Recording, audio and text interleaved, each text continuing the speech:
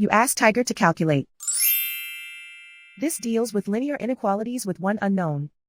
The final result is x greater than 6. Let's solve it step by step.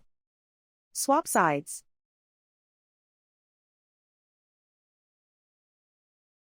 Group all constants on the right side of the inequality. Add 9 to both sides.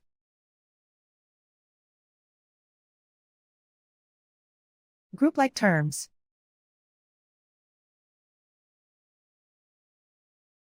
Simplify the arithmetic.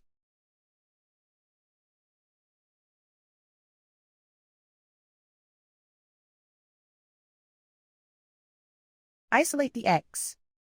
Multiply both sides by 2.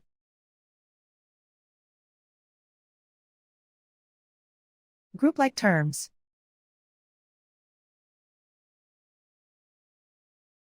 Multiply the coefficients.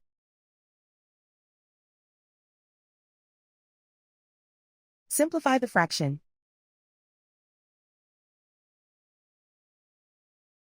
Simplify the arithmetic.